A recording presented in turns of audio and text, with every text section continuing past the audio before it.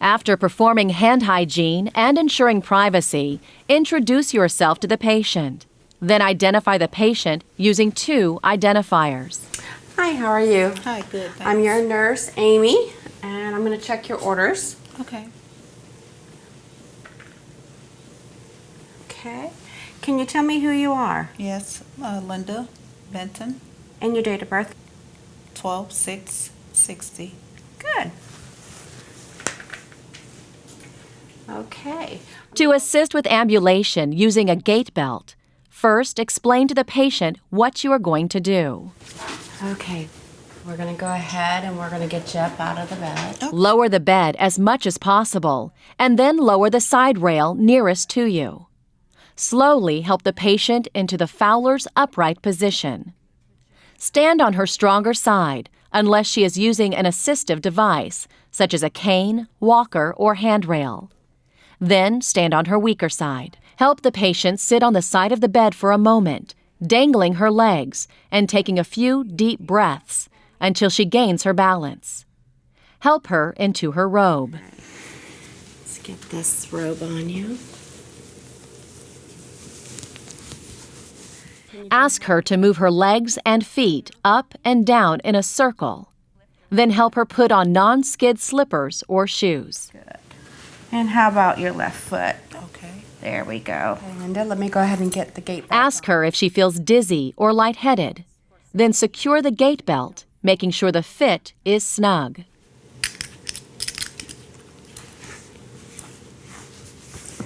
Feel nice and snug? Yes. Good.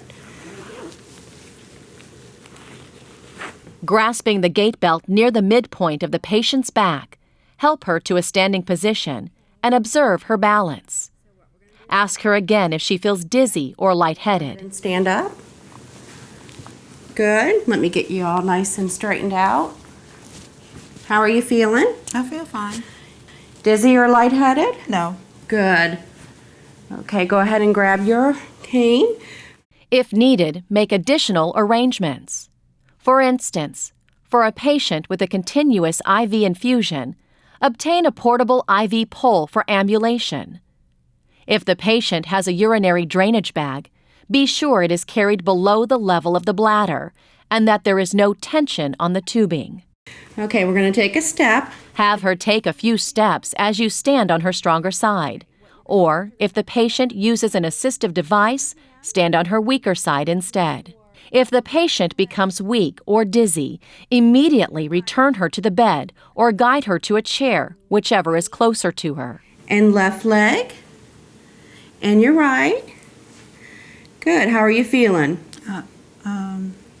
It's beginning to feel a little lightheaded. Okay, let's go ahead and get you back into bed. Can you step back with your right leg? Now the cane and your left leg. And your right leg. Good. And the cane and your left. Good. And nice and down. Good. And let's just sit here a minute until the dizziness passes, okay? Okay. How are you feeling now? I feel okay. Dizziness gone? I think so. Okay. Let's try that again, okay? Okay. Let's go ahead and stand up. Go ahead and push off from the bed. As the patient steps forward, grasp the gait belt behind her back near the middle. Take a few steps forward with her, assessing her strength and balance. Now your left leg and the right. Good. Cane. Good. Bring that right one. If she begins to fall, gently ease her to the floor by holding firmly onto the gait belt. Stand with your feet apart to create a broad base of support. Extend your leg and let the patient slide gently to the floor. Bend your knees to ease her down gradually. If you've determined that you'll need help to ambulate the patient, ask another nurse or NAP to help you. Then explain the procedure to the patient. Apply the gait belt.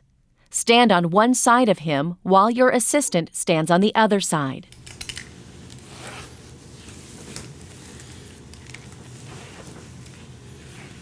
I want you to bring your leg back, and on the count of 3, we're going to stand. 1, 2, 3. Good. How are you feeling right now? Okay. All right. Help him to a standing position, grasping the gait belt if necessary. Be sure to keep an eye on his balance. Ask him if he feels dizzy or lightheaded. If the patient becomes weak or dizzy, immediately get him back to bed or into the nearest chair. When you're both sure you have a good grip, step forward in unison with the patient, keeping your speed and step size the same as his. Gradually increase the distance you walk.